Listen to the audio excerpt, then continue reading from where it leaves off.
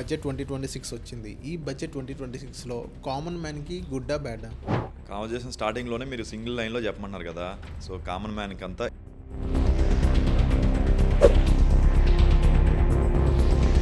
Why they are not giving అంటే BJP government is third term. మీరు గమనిస్తే third టర్మ్లో సెకండ్ ఇయర్ ఇది. ఫర్ ద లాస్ట్ 12 years నుంచి 9th టైం నిర్మలా గారు ప్రవేశపెట్టిన బడ్జెట్ ఇది. సో ఓవరాల్‌గా ఈ బడ్జెట్ హైలైట్స్ మీకేమనిపించినాయి సార్? ఇప్పుడు కాంగ్రెస్ వచ్చిందనుకోండి, హోమ్ బయర్స్ కానీ ఆల్రెడీ హోమ్ లోన్స్ తీసుకున్న వాళ్ళకి ఏమైనా బెనిఫిట్స్ ఉన్నాయా సార్? ఇది ఎస్పెషల్లీ నాకు చాలా డిసప్పాయింట్ అనిపించింది ఈ బడ్జెట్లో. ఏంటంటే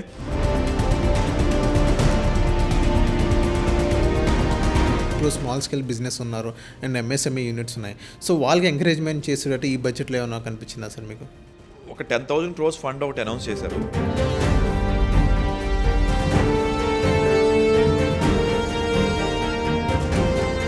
సార్ ఇప్పుడు నెక్స్ట్ ఫార్మర్స్ రైతులు ఎవరైతే ఉన్నారో వాళ్ళని ఎంకరేజ్ చేసే విధంగా ఈ బడ్జెట్లో ఏమైనా కనిపించిందా మీకు? మనం ఎన్ని మాట్లాడినా ఎన్నిసార్లు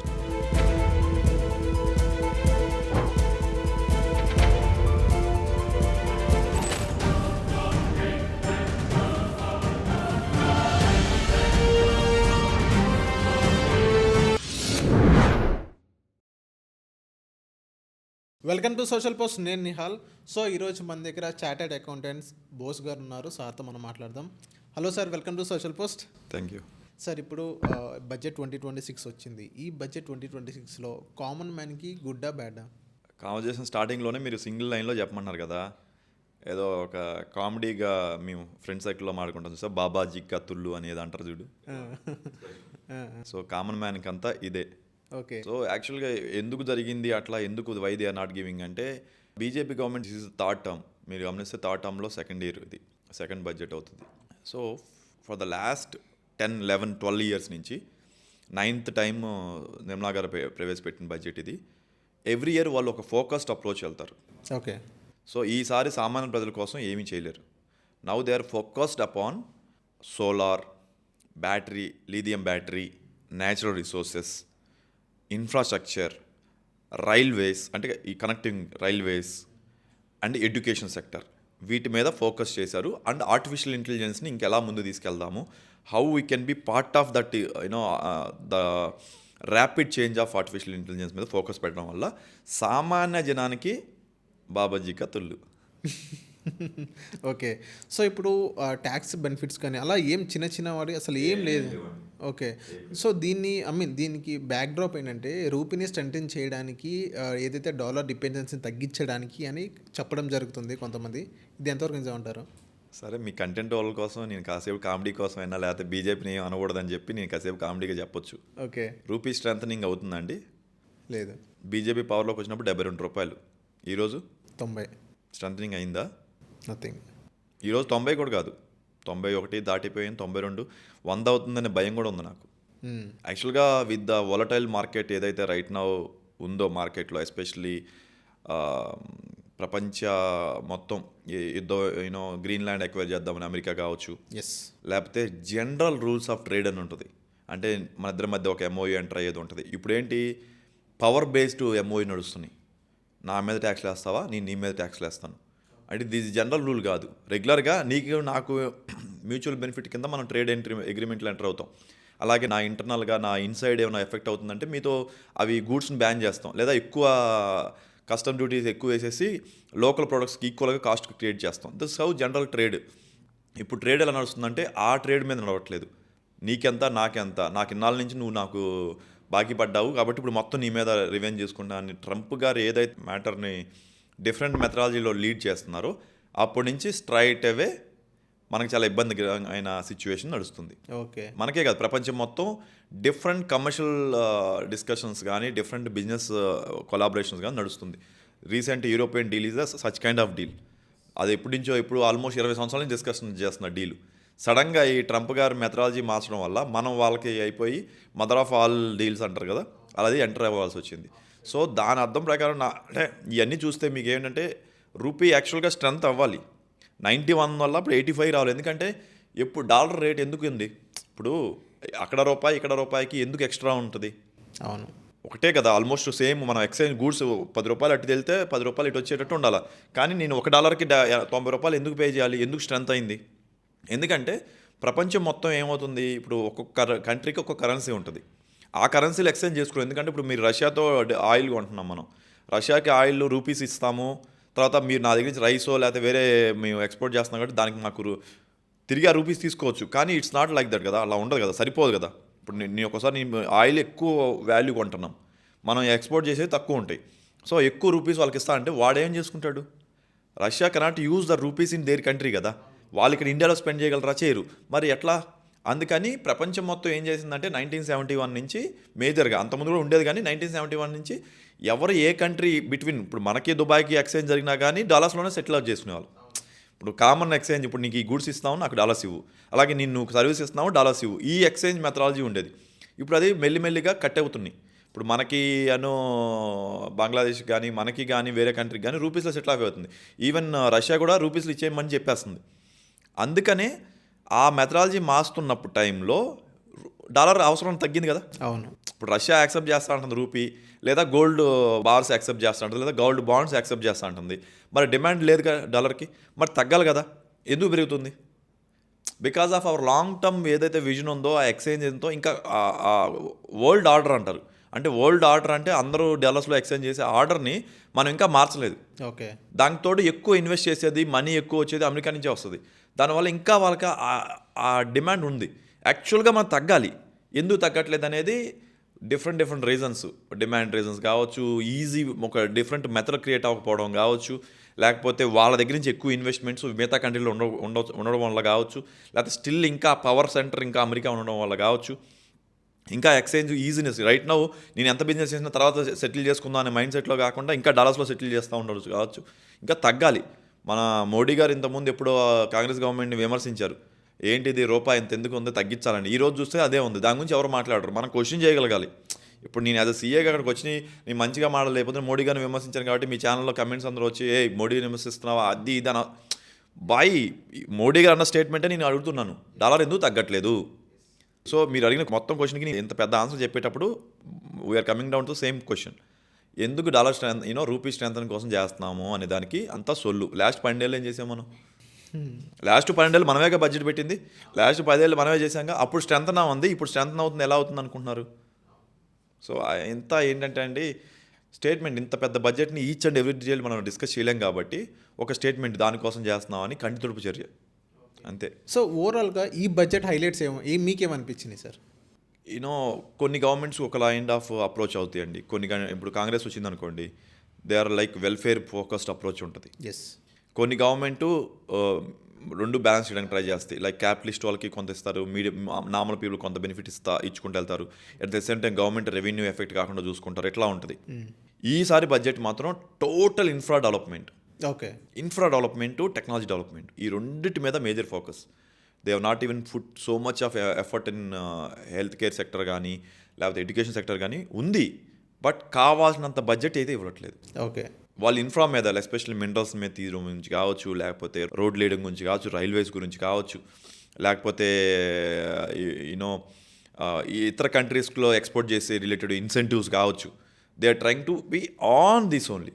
మిగతా అంతా రేషనల్ అంటే ఇంకా ఈ నార్మల్ ప్రిన్సిపల్ గురించి ఆలోచించలేదు. ఓకే. ఈ 150 కోట్ల జనాభాలో 5 కోట్ల మందే బెనిఫిట్ అయ్యేటట్టు 145 కోట్ల గురించి వాళ్ళు ఆలోచించలేదు. ఓకే. మ్యాటర్ సినాప్సిస్ చెప్పాలంటే 145 కోట్ల గురించి వాళ్ళు పట్టించుకోలేదు ఈసారి. ఈ 5 కోట్లు ఎవరైతే బెనిఫిట్ అవుతారో, లేకపోతే ఈ 5 కోట్ల మంది క్యాపిటలిస్టులు ఉంటారో, వీళ్ళ ద్వారా ఎంప్లాయ్మెంట్ పెరిగిద్దనే ఉద్దేశంతో వాళ్ళని ఫోకస్డ్ అప్రోచ్గా వాళ్ళ కోసం చేసిందే కానీ నార్మల్ పీపుల్కి ఉండదని చెప్పకూడదండి. డైరెక్ట్గా నేను కూడా ఐ కెనాట్ సే జీరో అనేది చెప్పను. ఒక కొత్త కంపెనీ వచ్చిందంటే ఆబ్వియస్లీ చుట్టూ ఎంప్లాయ్మెంట్ జనరేట్ అవుద్ది. సో వాళ్ళు ఏంటంటే ఒక ఇన్ఫ్రా క్యాపిటల్ ఎక్స్పెండిచర్ మీద ఫోకస్ పెట్టారు. రేదర్ దాన్ నేను ఎవ్రీ ఇయర్ అయ్యే ఎక్స్పెండిచర్ కంటే కూడా నేను ఇన్ఫ్రా డెవలప్ చేస్తే ఆటోమేటిక్గా మిగతా స్లోగా డెవలప్ అవుతాయనే మైండ్ సెట్లో వెళ్ళిన బడ్జెట్ ఇది. అందుకే మీకు గమనిస్తే 80 minutesలో అయిపోయింది బడ్జెట్. అవును. నార్మల్గా 2 గంటలు 3 గంటలు 4 గంటలు 3 hours కూడా మాట్లాడుతూ ఉంటారు. అవును. 80 minutesలో కంప్లీట్ చేస్తారు. అంటే one thing is I really liked about this budget ఏంటంటే they want to simplify the business processes. Okay. ఇప్పుడు దాకా మనం ఏది లైసెన్స్ కావాలన్నా ఏది కావాలన్నా చాలా పెనాల్టీ బేస్డ్, లేకపోతే అసలు లార్జ్ ప్రాసెస్ ఉంటాయి. దాన్ని వాళ్ళు రెడ్యూస్ చేద్దాం అనుకున్నారు. ఇండియా వెళ్తే ఒక ప్రాసెస్లో ఫాస్ట్గా అయిపోతుంది, ఫాస్ట్గా మనం కంప్లీట్ చేసుకోవచ్చు, బిజినెస్ చేసుకోవచ్చు, మంచి రిటర్న్స్ ఉంటాయి అనే ఒక ఇమేజ్ని ప్రపంచానికి ఇవ్వడానికి ట్రై చేస్తారు, విచ్ ఈస్ వెరీ గుడ్. ఎందుకంటే we're becoming a magnet for the world right now. ఇండియాలో మీరు ప్రపంచ ఆస్ట్రేలియా కానీ యూఎస్ కానీ వాటిలో 6-10% ఒక బిజినెస్ మీద వస్తుందంటే సూపర్ రిటర్న్స్ అన్నట్టు. Okay, super returns. వేరేజ్ ఇండియాలో మనకి 15-20% అనేది వెరీ నామినల్ రిటర్న్స్. అందుకే మన స్టాక్ మార్కెట్లో ఫారిన్ ఇన్వెస్టర్స్ ఎందుకు చేస్తారంటే మన దగ్గర మంచి రిటర్న్స్ వస్తాయి. ఓకే, పీపుల్ ఎక్కువ ఉన్నారు, కన్జ్యూమింగ్ వరల్డ్ ఎక్కువ ఉంది మన దగ్గర. వేరే కంట్రీలో కన్జ్యూమ్ ఉండదు నీకు. ఆల్రెడీ డెవలప్డ్ కంట్రీస్లో డబ్బులు ఉంటాయి కానీ కన్జ్యూమింగ్ ఉండదు. మన దగ్గర కన్జ్యూమింగ్ లిమిట్ చాలా ఉంది. So this is the time we should bring all the international companies to India అనే ఒక వన్ ఆఫ్ ది రీజన్స్తో కంప్లైన్స్ని, అలాగే వాళ్ళు డేటా సెంటర్లు పెడితే దానికి సంబంధించిన ఎగ్జామ్షన్స్ ఇవ్వడం గురించి కానీ, లేకపోతే ఇన్ఫ్రా బాగుందంటే వాళ్ళు వచ్చి పెట్టేస్తారు, ఎక్కడ అన్ని చోట్ల స్కాటర్ చేయొచ్చు అనే లాజిక్తో వాళ్ళు దే హ్యావ్ డన్. ఇంకోటి tax holidays until 2040. Yes, so అది ఎలా అది ఇన్ రియాలిటీ వర్క్ అవుతుంది అంటారా? Actually my point of view is very good move. ఎందుకంటే అండి ఆటోమేషన్ వచ్చేసాక ఆర్టిఫిషియల్ ఇంటెలిజెంట్లో నేను ఐ థింక్ వేరే వాళ్ళకి చెప్పినట్టున్నాను. Again I'm reiterating that here. Some people are యాక్చువల్గా నన్ను కమెంట్లో వేసుకున్నారు లాస్ట్ టైం అది చెప్పినప్పుడు. But I want to stick to my stand point of view that next 3 to 4 yearsలో 80% ఆఫ్ ఐటీ జాబ్స్ విల్ పోతాయి. 80%. రిసెషన్ హ్యూజ్ వస్తుందా? రిసెషన్ గురించి అని కాదు, automation is the biggest thing. Okay, IT jobs కావచ్చు, లేదా మిగతా ఏరియాస్లో కూడా ఒక 50% ఆటోమేషన్ అయిపోతుంది. బట్ ఐటీలో హ్యూజ్ అవుతుంది. Example, I have a startup called boss jobs. ఇంతకుముందు నేను ఒక 7-8 మంది డెవలపర్స్తో పనిచేసేవాడిని. Now I have only 2. Almost 6 people cut down చేశాను. ఇద్దరితో నేను జాబ్ మేనేజ్ చేస్తాను. ఎందుకంటే నాకు కోపలెట్ కావచ్చు, లేకపోతే క్లౌడ్ కావచ్చు, నీకు ఏదైనా ఒక రిక్వైర్మెంట్ ఉంది అప్లికేషన్ మీరైనా సరే, ఇప్పుడు గూగుల్లోకి వెళ్ళి, గూగుల్ అన్న చాట్ జీపీటీ గ్రోక్లోకి వెళ్ళి ప్రాంప్ట్ ఇచ్చేసి దే ఆర్ డెవలపింగ్. కాకపోతే కొంచెం దాంట్లో ఇష్యూస్ ఉంటాయి. ఇప్పుడు ఐటీ ఎంప్లాయీస్ అంటారు, మీరు ఆటోమేషన్ మీద డిపెండ్ అయ్యి మీరంతా ఫ్లాలో ఉండే అప్లికేషన్ తీస్తున్నారనొచ్చు.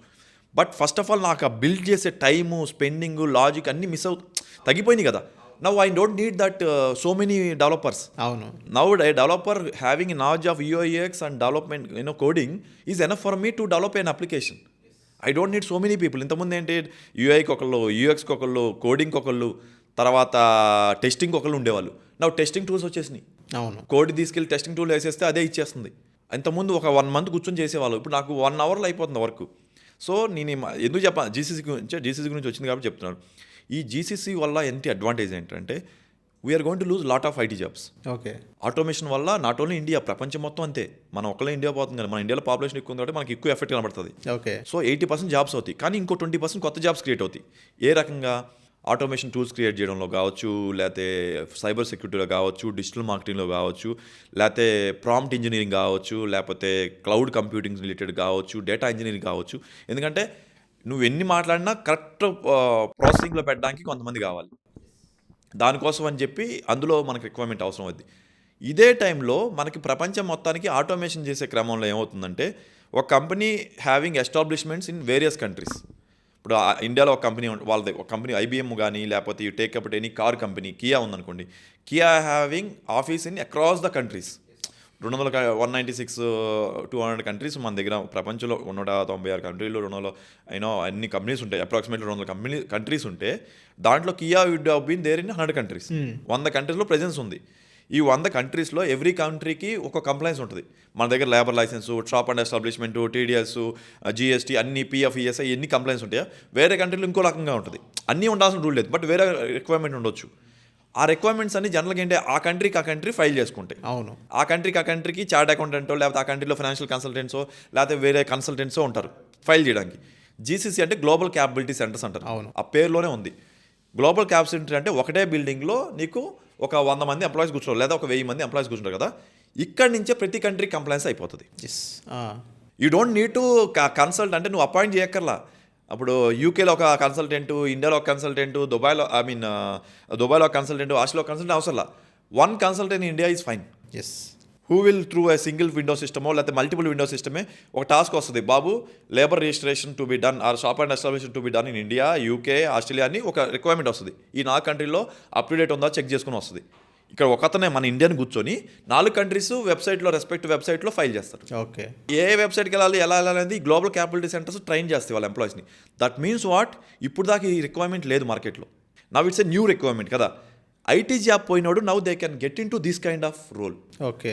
ఎందుకు ప్రపంచం మొత్తానికి మనం సర్వీస్ సెక్టర్ అవుతున్నాం, అందువల్ల we're getting into GCC.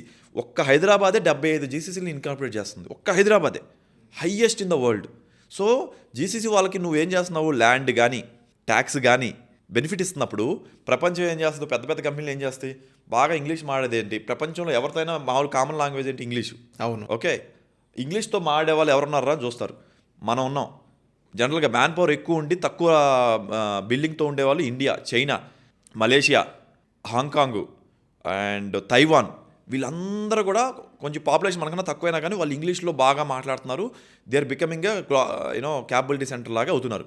కానీ వాళ్ళకి మనకి డిఫరెన్స్ ఏంట్రా అంటే ట్యాక్స్ పర్సెంట్ అండ్ చుట్టుపక్కల ల్యాండ్. ఇప్పుడు మాదాపూర్లో నేను 10 ఎకరాలు ఇస్తాను కట్టమంటే ఏం చేస్తున్నాం, మనం ఇన్సెంటివ్స్ ఇస్తున్నామా, ఎందుకు ఇస్తున్నాం మనం, ఈ ఎంప్లాయ్మెంట్ క్రియేట్ అవుద్దని. That's where GCC is a strong move, super move by government right now. This is the time. ఎందుకంటే ప్రపంచం మొత్తం they want to incorporate a single point of contact, SPOC కానీ సింగిల్ పాయింట్ ఆఫ్ కంప్లైన్స్ కోసం అని చెప్పి జీసీసీలు చేస్తున్నాయి. ఆ జీసీసీలు నేను హాంకాంగ్ కలిసి చూడకూడదు, చైనా కలిసి చూడకూడదు, లేకపోతే తైవాన్ కలిసి చూడకూడదు, ఇండియా వైపే చూడాలి అన్నప్పుడు what is that extra benefit. అక్కడ వాళ్ళు ఇంగ్లీష్ మాడతారు, ఇక్కడ వాళ్ళు ఇంగ్లీష్ మాడతారు. ఓకే, బిల్లింగ్లో ఆల్మోస్ట్ సేమ్ ఉండొచ్చు. మనం చైనా పాపులేషన్ సేమ్ ఉంది, వాళ్ళు కూడా గంటకి 80 hours 50 hours బిల్లింగ్ చేస్తారు, అక్కడ సేమే ఉంది.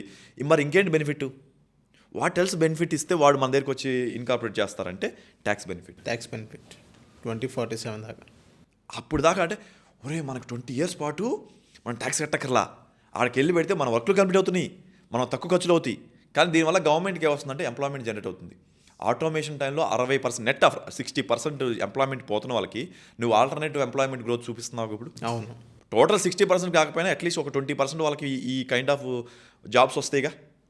That's the move, that's a super move by the government. Yes. So ఇప్పుడు ఇన్కమ్ ట్యాక్స్ స్లాబ్స్ అనేది ఏం చేంజ్ చేయలేదు కదా సార్ ఇప్పుడు. సో ఇప్పుడు శాలరీ ఎంప్లాయీస్కి ఎటువంటి బెనిఫిట్స్ ఉన్నాయి? ఏం లేవు కదండి, అదే చెప్తున్నాను. లాస్ట్ ఇయర్కి అసలు ₹1 కూడా బెనిఫిట్. సో అంటే లాస్ట్ ఇయర్ బడ్జెట్కి ఈ బడ్జెట్కి డిఫరెన్స్ ఏం లేవన్నారు. ట్యాక్స్ పరంగా, డబ్బుల పరంగా, సేవింగ్స్ పరంగా నథింగ్. సేమ్ 12 lakhs వరకు మీకు ట్యాక్స్ పడదు. అదొకటి లాస్ట్ ఇయర్ ఉంది, ఇది ఉంది, which is a very good actually. ఎందుకంటే 12 lakhs అంటే మంత్లీ 1 lakh శాలరీ ఉన్న వాళ్ళకి అంటే 12,75,000 అప్రాక్సిమేట్లీ, ఎందుకంటే ఒక స్టాండర్డ్ డైరెక్షన్ ఒకటి ఉంది.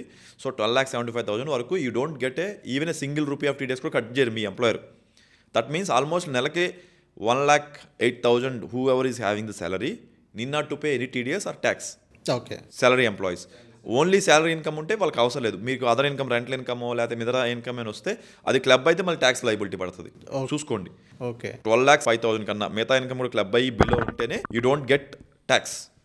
బట్ మీరు 12,75,000 శాలరీ ఉంది, బట్ నాకు ఇంకో 2 lakhs రెంటల్ ఇన్కమ్ ఉందంటే you have crossed it and tax will start from 5 lakhs start అయిపోతుంది. స్లాబ్స్ ఉన్నాయి న్యూ ఇన్కమ్ ట్యాక్స్ రీజియంలో, slabs it will start from 5 lakhs ఇమీడియట్గా. దట్ మీన్స్ 5 lakhs స్టార్ట్ చేస్తారు. ఓకే, బిలో 12,75,000 ఉంటేనే slab మీకు tax అనేది పడదు. అదొకటే బెనిఫిట్ ఉంది. లాస్ట్ ఇయర్ ఉంది, ఈ ఇయర్ ఉంది, సేమే, మారలేదు. ఓన్లీ టూ చేంజెస్ ఏం జరిగిందిరా అంటే, ఇంతకుముందు మనకి tax audit, non tax audit అనేవాళ్ళు. ₹1 టర్న్ ఓవర్ దాటితే ట్యాక్స్ ఆడిట్ ఒకటి ఉండేది. ఆ ట్యాక్స్ ఆడిట్ ఉండే వాళ్ళకి ఇంతకుముందు సెప్టెంబర్ అండ్ అక్టోబర్ ఫైలింగ్ ఉండేది. ట్యాక్స్ ఆడిట్ ఒకటి రిటర్న్ ఫైల్ చేయడానికి అక్టోబర్ అని ఉండేది. ఇప్పుడు ఇండివిజువల్లో కూడా ట్యాక్స్ ఆడిట్ ఉన్నా లేకపోయినా ITR 1-2 ఫార్మ్స్, ITR 1-2 ఫార్మ్స్ ఉండే వాళ్ళు మాత్రమేమో July 31st, అదే మారలా. Okay, other than ITR 1-2 form కాకుండా 3 ఫామ్, 4 ఫామ్, 5 ఫార్మ్స్ ఇవి ఉంటాయి. వాటికి ట్యాక్స్ ఆడిట్లు అవసరం లేకపోయినా కానీ ఈ ఫార్మ్స్ ఫైల్ చేసే వాళ్ళకి మనకి ఆగస్ట్ ఇంకో 1 month ఎక్స్టెండ్ చేశారు. డబ్బులు బెనిఫిట్గా ఏం లేదు, మనీ బెనిఫిట్గా రాలేదు, కానీ టైం బెనిఫిట్గా వచ్చింది. అదొకటి వచ్చింది. రెండో బెనిఫిట్ వచ్చింది ఏంటంటే ఈ బడ్జెట్లో, ఇంతకుముందు నేను రివైజ్ రిటర్న్ ఫైల్ చేయాలంటే, అంటే నేను జూలై కల్లా ఫైల్ చేశాను, ఏదో 1-2 ఎర్రర్స్ వచ్చినాయి, నేను ఇంకో డిడక్షన్ క్లెయిమ్ చేయలేదు లేదా ఒక ఇన్కమ్ ఇంక్లూడ్ చేయలేదు. నేను రివైజ్ చేద్దామంటే నాకు డిసెంబర్ దాకా టైం ఉండేది. అంటే జూలైలో ఫైల్ చేశాక August, September, October, November, December, 4 months, ఈ 5 monthsలో 5 monthsలో ఫైల్ చేసుకోవచ్చు. డిసెంబర్ దాటాక నీకు రివైజ్ రిటర్న్ ఫైల్ చేయడానికి లేదు. డిసెంబర్ దాటాక ITR-U అని అప్డేటెడ్ రిటర్న్ అని ఒకటి వచ్చేది. అది ఫైల్ చేయాలంటే కంపల్సరీ ట్యాక్స్ ఎక్స్ట్రా కడితేనే ఫైల్ అవుతుంది. అంటే నేను జస్ట్ చేంజ్ చేస్తున్నా సార్, నేను ఎక్స్ట్రా ట్యాక్స్ కట్టనంటే ఉండేది కాదు. ఓకే, డిసెంబర్ 31st తర్వాత జనవరి 1st రోజు ఫైల్ చేయాలంటే కూడా నువ్వు మినిమం ఎంత ట్యాక్స్ పే చేస్తేనే అది యాక్సెప్ట్ చేస్తుంది. దాన్ని డిసెంబర్ నుంచి ఇప్పుడు మార్చికి పెంచాడు. అంటే ఇంతకుముందు 5 months, ఇప్పుడు ఒక 8 months వస్తుంది. ఓకే, టైం పీరియడ్ అది. సో అక్కడ ఏదైనా ఛార్జెస్ ఏం లేవంటారు? మినిమల్ ఛార్జెస్, రివైజ్ రిటర్న్ మార్చి వరకు ఏం ఛార్జెస్ ఉండవు. ఓకే, దాంతోపాటు అప్డేట్ రిటర్న్ అని వచ్చింది. ఈ మార్చి తర్వాత కూడా మనం ఒకవేళ అప్డేటెడ్ రిటర్న్ ఫైల్ చేయాలంటే కూడా అలౌ చేస్తున్నారు. ఎస్పెషల్లీ ఏంటంటే ఒకసారి ఏమవుతుందంటే మనం ఒకసారి ఇంక్లూడ్ చేయం. చాలామంది ఇండివిజువల్స్ కానీ మీ ఆడియన్స్ ఎవరైనా చూసే వాళ్ళకి చెప్తాం. ఒక్కోసారి మనం ఏం చేస్తాం, జస్ట్ శాలరీ రిటర్న్ ఫైల్ చేస్తాం. మనకి ఇవాళ రేపు ఇన్కమ్ ట్యాక్స్ ఏం చేస్తుందంటే ఆల్మోస్ట్ 100 ఐటమ్స్ క్యాప్చర్ చేస్తుంది. మీరు ప్రాపర్టీ కొన్నా, అమ్మినా, మీరు క్రెడిట్ కార్డ్ కట్టినా, స్టార్ ఫారెన్ టూర్ వెళ్ళినా, లేకపోతే మీరు ఎక్కడంటే ఏదైనా వెహికల్ కొన్నా, లేకపోతే మీకు టీడీఎస్ వచ్చిందనేది, లేకపోతే క్యాష్ డిపాజిట్లు, క్యాష్ విత్డ్రాయల్స్, ఇలా ఒక 100 ఐటమ్స్ మనకు తెలియకుండా మీకు ఎన్ని బ్యాంక్స్ ఉన్నాయో కూడా ఇన్కమ్ ట్యాక్స్ డేటా ఉంటుంది. చాలామంది తెలియదు అది. ఓకే. పాన్ నెంబర్ యాక్టివ్ లేదంటే వాళ్ళు ఆ అకౌంట్ను డీయాక్టివేట్ చేశారు. యాక్టివ్లో ఉన్న పాన్ నెంబర్ కింద ఎన్ని బ్యాంక్ అకౌంట్స్ ఉంటే అన్ని బ్యాంక్ అకౌంట్స్ ఆన్లైన్లో క్యాప్చర్ చేస్తుంది ఇన్కమ్ ట్యాక్స్ వాడికి. నువ్వు జస్ట్ పాన్ నెంబర్ వేస్తే ఎన్ని బ్యాంక్ అకౌంట్స్ ఉన్నాయి, సేవింగ్స్ ఉన్నాయి, కరెంట్ అకౌంట్ ఉన్నాయని. చాలామందికి మిస్కన్సెప్షన్. నేను 3 అకౌంట్లు ఓపెన్ చేస్తున్నాను, ఆడిటర్కి నేను ఒకటే అకౌంట్ చెప్పాను, మిగతా 2 గురించి చెప్పను, సో తెలియదుగా ఇన్కమ్ ట్యాక్స్ పే చేయక్కర్లేదు కానీ మైండ్ సెట్లు ఉంటారు. అట్లా ఏం లేదు బాబు, మీకంటే స్మార్ట్గా ఉంది, డేటా మొత్తం క్యాప్చర్ అవుతుంది, అన్ని బ్యాంక్ అకౌంట్స్ క్యాప్చర్ అయ్యి. అందుకని ఏం చేసిన ఇన్కమ్ ట్యాక్స్ రిటర్న్లో ఓన్లీ శాలరీ అకౌంట్లో వచ్చిన ఇన్కమ్మే డిక్లేర్ చేసేవాళ్ళు, ఆ బ్యాంక్ అకౌంటే చెప్పేవాళ్ళు. మిగతా 2 అకౌంట్లో ట్రాన్సాక్షన్స్ ఉండేవి. ఆ ట్రాన్సాక్షన్ డిక్లేర్ చేసేవాళ్ళు కాదు వీళ్ళు క్లయింట్స్. తెలియతాను అంటే సీఏకి చెప్పకపోతే పర్లేదు అనుకుంటారు. నాకు కాదురా భయ్, నాకు చెప్పట్లా, నువ్వు ఇన్కమ్ ట్యాక్స్ చెప్తున్నావు. ఆ రెండిట్లో ఉన్న ట్రాన్సాక్షన్ కూడా వాళ్ళ దగ్గర ఉంటుంది. వాళ్ళు దాని బేస్ మీద ఇన్కమ్ ట్యాక్స్ నోటీస్ పంపిస్తున్నారు. అరే నోటీస్ పంపించాక నువ్వు రివైజ్ రిటర్న్ ఫైల్ చేద్దామన్నా లేదు.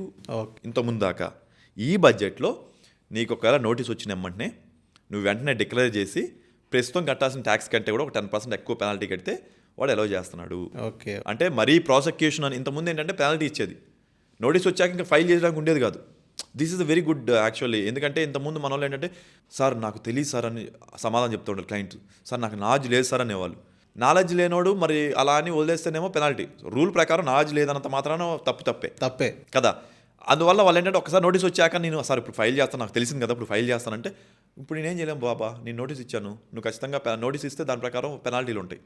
100% పెనాల్టీలు, కొన్నిసార్లు 70% పెనాల్టీలు కడతాం ట్యాక్స్ మీద. అవును. ఇప్పుడు ఏంటంటే ఒకవేళ నోటీస్ వచ్చి క్లోజ్ చేయకముందే అసెస్మెంట్ నడుస్తుంది, నీకు అర్థమైంది, నీకు తెలియలా, జెన్యూన్గా నువ్వు revise return file whatever revised plus updated return file చేసేటప్పుడు ఇన్ఫర్మేషన్ పెట్టి నార్మల్ ట్యాక్స్ కంటే 10% ఎక్స్ట్రా ట్యాక్స్ పెనాల్టీ, దాని పెనాల్టీ అన్నాం. Now they are trying late filing fee. Now they have remove that terminology of penalties. ఇప్పుడు they don't want decriminalising అంటారు దీన్ని. అంటే జనాల్ని తప్పులు వాళ్ళగా తిడుతున్నారు. ఇప్పుడు నోటీస్ రాకపోతే బాగానే ఉంటుంది, నోటీస్ వచ్చినప్పుడు తిట్టేస్తారు, పెద్ద వాళ్ళు వదిలేస్తారు, మా మీద పడతారు, మేము చిన్నోళ్ళం, మాకు ఇన్ఫర్మేషన్ తెలిస్తే మేము ఫైల్ చేసేవాళ్ళం కదా అని తిట్టుకుంటా ఉంటారు ఏది నోటీస్ వచ్చాక. అలాంటి వాళ్ళ కోసం అని చెప్పి సరే నువ్వు మిస్ చేసావా, ఇది ఫైల్ చేయి, ఇంకో 10% ట్యాక్స్ ఎక్స్ట్రా కట్టు, సో దట్ నేను నీ మీద ప్రాసిక్యూషన్ కానీ లేకపోతే ఎక్కువ పెనాల్టీ కానీ వెళ్ళను, కానీ అసెస్మెంట్ ప్రొసీడింగ్లో ఉండగానే చెయ్యి. అసెస్మెంట్ ప్రొసీడింగ్ అయిపోగానే మళ్ళీ లేదు. So this is a big relief for especially ఎన్ఆర్ఐస్కి అండి. చాలామంది ఎన్ఆర్ఐస్ రిటర్న్ ఫైల్ చేయరు. ఇక్కడ యూఎస్లో ఉంటున్నాం కదా, ఇండియాలో వాళ్ళకి ఇన్కమ్ వచ్చినా ఫైల్ చేయక్కర్లేదు కదా అని ఉంటుంది. వాళ్ళు వెంటనే ఫైల్ చేయడం చాలా సజెస్టెడ్. త్రూ మీ ఛానల్ సోషల్ పోస్ట్ ద్వారా నేను ఎన్ఆర్ఎస్కి విజ్ఞప్తి చేసేది అంటే there is another scheme also came. Not only income, assets కూడా డిక్లేర్ చేయమని చెప్పారు. అసెట్స్ ఇండివిజువల్స్కి. ఇంతకుముందు నేను అమెరికా ఉంటున్నా కదా, ఇండియన్ గవర్నమెంట్కి ఏం తెలిసింది మన అసెట్స్ ఏమున్నాయి అనేది, ఫారిన్లో అసెట్స్ ఉన్నాయి ఏమని తెలిసింది. మాస్టారు యుఎస్ మన ఇండియా ప్రతి కంట్రీతో ఎంటర్ అవుతున్న agreement, information exchange agreements enter అవుతున్నావు. నువ్వు ఆ కంట్రీకి వెళ్ళేటప్పుడు పాస్పోర్ట్ ద్వారా వెళ్ళుంటావుగా. అవును. ఈ పాస్పోర్ట్ ద్వారా ఆ కంట్రీలో ఎంటర్ అయ్యాక అక్కడ కొన్న ఇన్ఫర్మేషన్ రెస్పెక్టివ్ కంట్రీస్ క్యాప్చర్ చేస్తున్నాయిగా, అది షేర్ చేసుకుంటున్నారు. ఎందుకంటే వాళ్ళు ఇప్పుడు నువ్వు యూ బికేమ్ యూఎస్ సిటిజన్, కానీ నీకు ఇంతకుముందు యూఎస్ సిటిజన్ అయినప్పుడు నువ్వు ఇండియన్ ఆరిజిన్ అనేది దానికి లింక్ చేస్తారు వాళ్ళు పాస్పోర్ట్. ఎందుకంటే you came from India to that country through passport. So నీ యూఎస్ సిటిజన్ ఇచ్చినా కానీ దానికి బ్యాక్ ఎండ్ కింద country of origin, person of Indian origin POI card ఏదైతే ఉందో అది కూడా క్యాప్చర్ అయి ఉంటుంది. దాని బేస్ మీద వాళ్ళు నువ్వు అక్కడ కొన్న ఇన్ఫర్మేషన్ అంతా కూడా ఇండియన్ గవర్నమెంట్కి షేర్ చేస్తున్నారు. ఇండియన్ గవర్నమెంట్కి ఏ బేస్ మీద షేర్ చేస్తున్నారు, నీ పాస్పోర్ట్ లింక్ ఉంది సార్, ఈ పాస్పోర్ట్ నవ్వే డేస్ ఏమవుతుంది, పాస్పోర్ట్ ఇన్ఫర్మేషన్ లింక్తో పాటు ఆధార్ లింక్ చేస్తున్నారు. మన దగ్గర ఆధార్ ఉంటే, ఆధార్ లేకపోతే fine, but at the end of the day common reference point ఏముంది, పాస్పోర్ట్ ఉంది. ఈ పాస్పోర్ట్ బ్యాకప్ కింద ఇగో ఈ పాస్పోర్ట్ హోల్డర్ మా కంట్రీలో ఇంత వాల్యూ గల ప్రాపర్టీ కొన్నాడు అని చెప్పి ఇన్ఫర్మేషన్ ఎక్స్చేంజ్ చేశారు. సో ఎన్ఆర్ఎస్ మనకేం తెలిసింది వీళ్ళకి, ఇండియాకి అనుకోవద్దు, everything they get to know now. ఇప్పుడు దాకా ఆగారు, ఈసారి ఒక ఛాన్స్ ఇచ్చారు. ఈ బడ్జెట్లో ఒక ఛాన్స్ ఇచ్చారు ఎన్ఆర్ఐస్కి.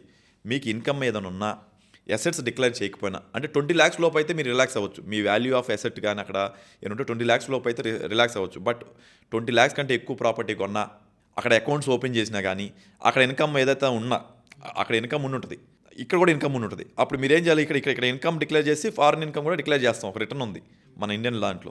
ఈ రెండు ఫైల్ చేయాలి. ఇక్కడ అసలు ఇన్కమ్ ఏం లేకపోతే పెద్ద వరీ లేదు. కానీ ఇన్కమ్ ఏం లేకపోయినా అసెట్స్ ఉన్నాయి అనుకోండి ఫారెన్లో, అయినా కూడా మీరు రిటర్న్ ఫైల్ చేయాలి. ఎందుకంటే మీరు ఇక్కడ నుంచి వెళ్ళారు కాబట్టి. ఈ రెండు ఇన్ఫర్మేషన్ ఒక ఆఫర్ ఇచ్చింది. ఏంట్రా అంటే అసెట్స్ 20 లక్షలు దాటి ఉంటే జస్ట్ ₹1,00,000 పే చేసి పెనాల్టీ డిక్లేర్ చేసుకోండి. 20 లక్షలు దాటితే 20 లక్షలు దాటి అసెట్స్ ఉంటే జస్ట్ ఫైల్ చేసుకోండి, మాకు ఇన్ఫర్మేషన్ ఇవ్వండి, సో దట్ మేము వదిలేస్తాం. లేదంటే నెక్స్ట్ టైం 100% పెనాల్టీ. రేపొద్దు కనపడినప్పుడు యూ హ్యావ్ నాట్ ఇన్ఫర్మేషన్ ఇవ్వలేదు నాకు, కాబట్టి మీరు ఎంతైతే అసెట్ ఉందో దాని మీద ఈక్వల్ టు 100% పెనాల్టీ వేస్తాడు. దానివల్ల మీకు అనవసరం ఈడీ నుంచి నోటీస్ వస్తుంది, ఫెమా నుంచి నోటీస్ వస్తుంది, ఇన్కమ్ ట్యాక్స్ నుంచి నోటీస్ వస్తుంది. మీకు తెలియదు అంటే అవ్వదు. అందుకే ఈ తెలీదు అనే దాని గురించి ఈసారి ఏంటంటే, సరేరా బాయ్ నువ్వు ఫారెన్లో ఉంటావు, నీకు తెలీదు, now I'm given option, just ₹1,00,000 fee కట్టి penalty is named as now fees. Okay ₹1,00,000 fee కట్టి అసెట్స్ డిక్లేర్ చేయి. నీ దగ్గర ఉన్న అసెట్స్ నువ్వేమన్నా అక్కడ మ్యూచువల్ ఫండ్స్ కొంటే మ్యూచువల్ ఫండ్స్, అక్కడ షేర్స్ కొంటే షేర్స్, అకౌంట్స్ ఓపెన్ చేసి ఆపరేట్ చేయకుండా ఉన్న అకౌంట్స్ కానీ అవి కూడా డిక్లేర్ చేసి. Okay, for your audience I'm telling this an opportunity. Talk to your CA, or మీరందరూ కూడా ఎడ్యుకేటెడ్ కాబట్టి మీరు ఇన్కమ్ ట్యాక్స్ వెబ్సైట్లోకి వెళ్ళి లాగిన్ చేసి అక్కడ రిటర్న్ ఫామ్ ఉంటుంది ఆ రిటర్న్ ఫామ్లో ఈ ఇన్ఫర్మేషన్ అంతా డిక్లేర్ చేయండి. ఓకే సార్, ఇప్పుడు ఎవరైతే ఇప్పుడు హోమ్ బయర్స్ కానీ ఆల్రెడీ హోమ్ లోన్స్ తీసుకున్న వాళ్ళకి ఏమైనా బెనిఫిట్స్ ఉన్నాయా సార్? ఐఎమ్ సారీ అబ్బా, మీ పాడ్కాస్ట్ అంటే దీనికి వచ్చి ఎవరికి ఏం బెనిఫిట్ లేదని చెప్పాలంటే నాకే బాధేస్తుంది. కనీసం ఏదన్నా చిన్న బెనిఫిట్ ఇస్తే బాగుండేది. ఎస్పెషల్లీ నాకు చాలా డిసప్పాయింట్ అనిపించింది ఈ బడ్జెట్లో. ఏంటంటే ప్రపంచంలో సేవింగ్స్ అనేది చాలా మనకి అంటే అమెరికా సబ్ప్రైమ్ క్రైసిస్లో ఎలాంటి సిచ్యువేషన్స్ ఉన్నాయో రైట్ నో అమెరికాలో కూడా సిమిలర్ సిచ్యువేషన్స్ ఉన్నాయి. సబ్ప్రైమ్ క్రైసిస్ అనేది 2008లో ఒకసారి వచ్చింది, మళ్ళీ now it is situation same ఉంది. ఆటోమేషన్ వల్ల కూడా జాబులు పోతాయి కదా. జాబులు పోయాక నీ దగ్గర డబ్బులు లేకపోతే నువ్వు వెళ్ళి ఖర్చు పెట్టవు. నువ్వు ఖర్చు పెట్టినప్పుడు నువ్వు వెళ్ళి కొనుక్కోవు.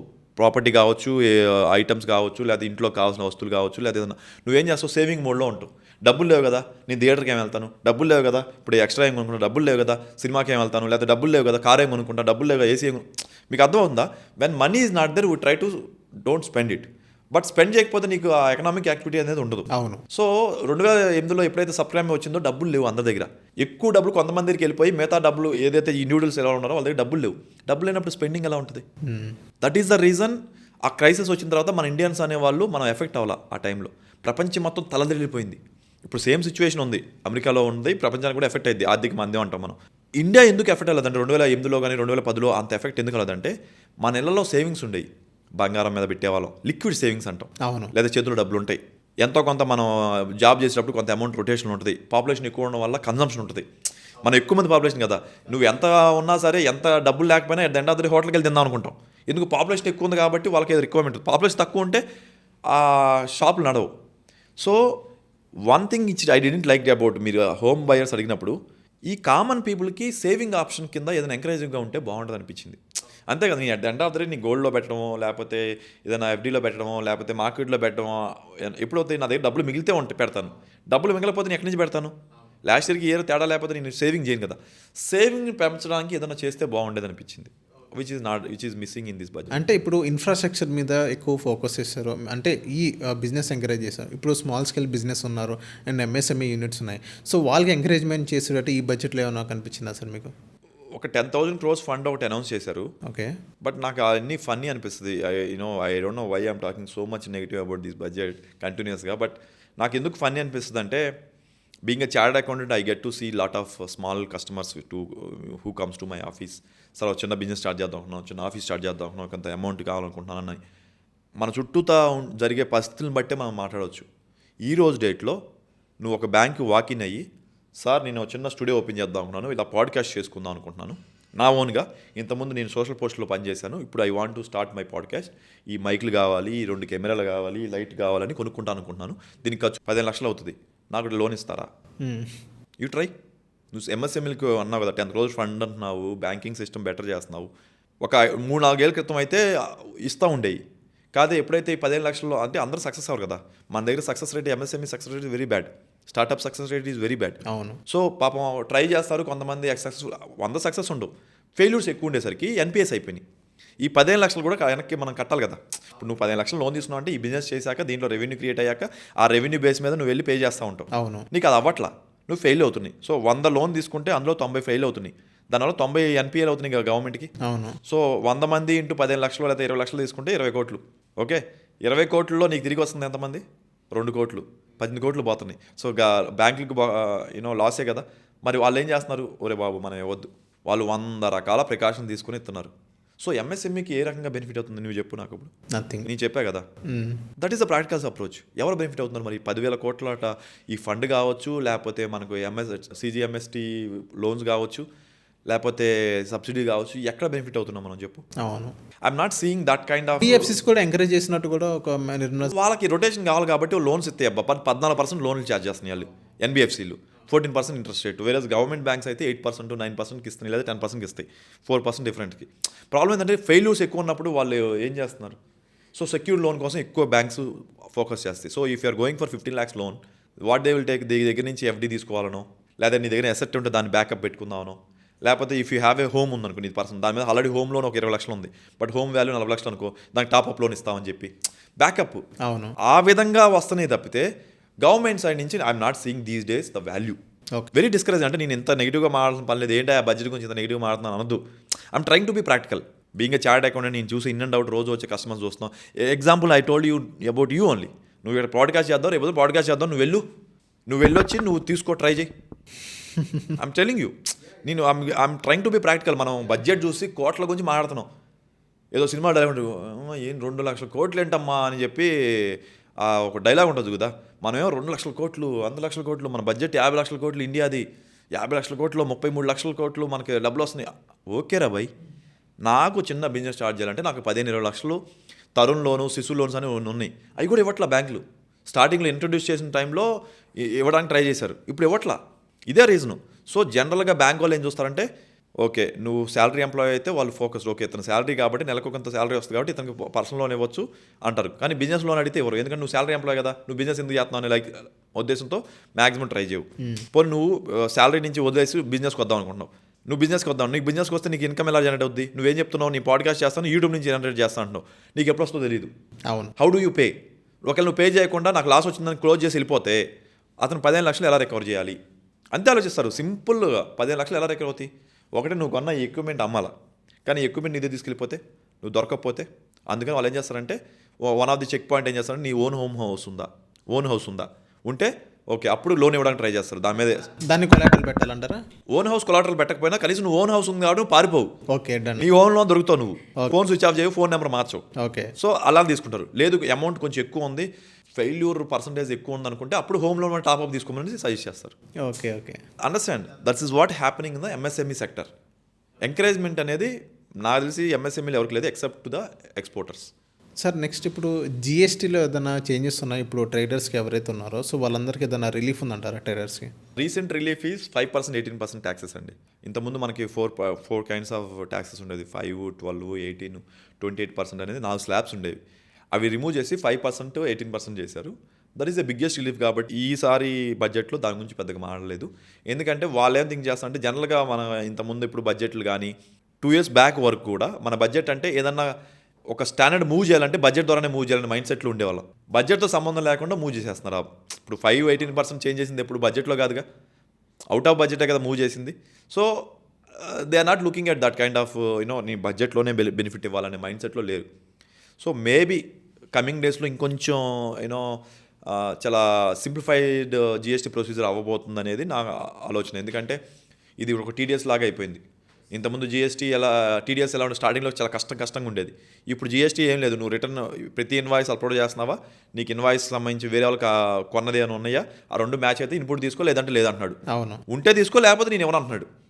అక్కడ డిస్ప్యూట్ నడుస్తుంది, కొన్ని ఇంకా నడుస్తుంది, but that is also normal చేసేస్తారు అది కూడా. So GST also will become very normal. My only thing I'm looking for is cancellation of 500 and 200 rupees notes. ఒక్కసారి నువ్వు 500 రూపీస్ 200 రూపీస్ క్యాన్సిల్ చేసేస్తే everybody do business online only transactions. దానివల్ల it is easy for government to reduce taxes. ఎలా అయితే capital gains taxation 20% నుంచి long term capital గెయిన్ని 12.5 తీసుకొచ్చారో, ఎక్కువైతే online transaction అవుతున్నప్పుడు నీకు తప్పించుకోవడానికి ఉండదు. ఒకప్పుడు క్యాష్ ట్రాన్సాక్షన్ దగ్గర ట్యాక్స్ తగ్గించాలని ట్రై చేసేవాళ్ళు, బట్ క్యాష్ లేనప్పుడు ఏమవుతుంది, ఆన్లైన్లో ట్రాన్సాక్షన్ చేస్తావు కాబట్టి ఎక్కువ ట్యాక్స్ వేస్తే కూడా మనం ఒప్పుకోం. దానివల్ల తక్కువ ట్యాక్స్ తగ్గించడానికి అవకాశం ఉంటుంది. దట్స్ హౌ న్యూ ట్యాక్స్ రిజైమే వచ్చింది. ఇంతకుముందు ఓల్డ్ ట్యాక్స్ రిజంలో నువ్వు 4 lakhs కట్టే చోట న్యూ ట్యాక్స్ రిజంలో 2 lakhs అవుతుంది. అవును. 2,20,000 అవుతుంది. మీరు ఇన్కమ్ ట్యాక్స్ వెబ్సైట్కి వెళ్ళి అక్కడ ఇన్కమ్ ట్యాక్స్ క్యాలిక్యులేటర్ ఉంది. ఎవరైనా సరే, మీ ప్రేక్షకులు కావచ్చు, ఈ కెమెరామెన్ కావచ్చు, ఎవరైనా సరే, నేను సంవత్సరానికి 6 లక్షలు వస్తుంది, లేదా సంవత్సరానికి 15 లక్షలు వస్తుంది. 15 లక్షలకి కొత్త ట్యాక్స్ ప్రకారం ఎంత ట్యాక్స్, ఓల్డ్ రీజిమ్ ప్రకారం ఎంత ట్యాక్స్ అని క్యాలిక్యులేట్ చూసుకోవచ్చు మీరు. You don't need a CA. Okay. You can go directly to income tax website. Income tax calculator అని ఒక ట్యాబ్ ఉంటుంది, దాని మీద క్లిక్ చేసి ఆ అమౌంట్స్ కొట్టండి. కొడితే మీకు ఆటోమేటిక్ చూపించింది ఓల్డ్ ట్యాక్స్ ప్రకారం ఎంత ట్యాక్స్ పే చేయాలి, న్యూ ట్యాక్స్ అని. So that kind of simplification is going on right now. Same thing happening the GST. Okay sir, next ఇప్పుడు ఇన్వెస్ట్మెంట్స్ గురించి మనం మాట్లాడి, ఇప్పుడు ట్రేడర్స్కి పాజిటివ్ న్యూస్ అంటారా, నెగిటివ్ న్యూస్? లేదా నెగిటివ్ అండి, ఎందుకంటే ఎస్టీటీ పెంచేశారు కదా. ఎస్టీటీ పెంచారు, 0.5 దాకా పెంచారు. ఇంట్రాడే ట్రేడర్స్ కానీ వీళ్ళందరూ ఏం చేస్తారంటే కోట్లలో బిజినెస్ చేస్తూ ఉంటారు. ఆ ట్రాన్సాక్షన్ కోట్లలో మన దగ్గర డబ్బులు లేకపోయినా వీళ్ళు ఆ బుకింగ్ ఇంట్రాడే కావచ్చు, లేకపోతే మిగతా డే ట్రేడింగ్ కావచ్చు, వాటిలో కోట్లలో బుకింగ్ చేస్తారు. ఆ కోట్లలో ఎప్పుడైతే ఎస్టీటీ పడితే ఇంతకుముందు 200 రూపీస్ ఛార్జెస్ ఉండేవి, ఇప్పుడు 500 అయిపోయింది. అంటే డబుల్ కంటే ఎక్కువ. సో నీకు లాస్ ఆల్రెడీ మీరు అబ్జర్వ్ చేస్తుంటే ఒక 3 months back 4 months back government itself పార్లమెంట్లో అనౌన్స్ చేసింది, the normal investors are the biggest losers of intraday కావచ్చు, షేర్ మార్కెట్ కావచ్చు, వాళ్ళే అనాలిసిస్ ఎంటర్ చేసేసింది. అంటే నార్మల్ జనాలు లాస్ అవుతున్నారు. అంటే ఆల్రెడీ మూలిక నక్క మీద తాటిగా పడ్డది అంటారు చూసారా, అట్లా నేను ఆల్రెడీ లాసెస్లో ఉన్నా. ఏంటంటే ఒక ఆశ మీద మనం ట్రేడ్ చేస్తూ ఉంటాం. పెద్ద వాళ్ళేమో తెలివిగా డేటాబేస్ మీద చేస్తూ ఉంటారు, పెద్ద ఇన్వెస్టర్స్ కానీ ఎఫ్ఎఫ్ఐలు కానీ. మనం చిన్నవాళ్ళు ఏం చేస్తాం, జాక్ పాట్ లాగా ట్రై చేస్తాం. ఆ ట్రై చేసే ట్రేడింగ్ చేసే టైంలో ఒకసారి వర్కౌట్ అయితే ఒకసారి వర్కౌట్ అవుతుంది. బట్ నెట్ చూస్తే సంవత్సరం మొత్తంలో లాస్లోనే ఉంటాం మనం. అవును. ఇన్వెస్టర్స్ ఎప్పుడు మన చిన్న ఇన్స్టిట్యూషనల్ మన రిటైల్ ఇన్వెస్టర్స్ ఎప్పుడు కూడా లాస్లో ఉంటాం, మన ఇండివిజువల్స్ అందరం కూడా. అదే data is also saying the same thing. నువ్వు ఈరోజు వచ్చి ఆ డేటాలో కూడా నువ్వు మాలాంటి వాళ్ళకి కూడా నువ్వు ఎప్పుడైతే ఎస్టీటీ పెంచావో, నాకు ఆల్రెడీ లాసు, ఇంకా పైన ఇప్పుడు ఛార్జెస్ మీద ఇంకా loss. You understand my point. ఆ కైండ్ ఆఫ్ థింగ్ హ్యాపెన్ అవుతున్నప్పుడు నాకు ఏంది పాజిటివ్ ఉంది.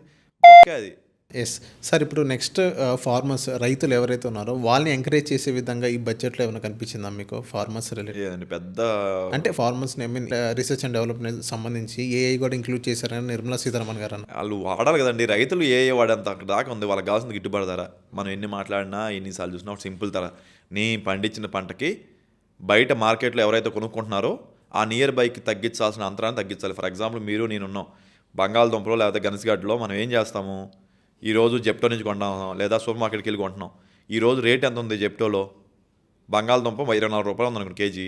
యాక్చువల్గా గ్రౌండ్లో పొలంలో తీసుకెళ్ళి వాడు కొనేది ఎంత? 2 రూపాయలు 3 రూపాయలు. ఎంత డిఫరెన్స్ ఉంది? 8 times డిఫరెన్స్ ఉంది.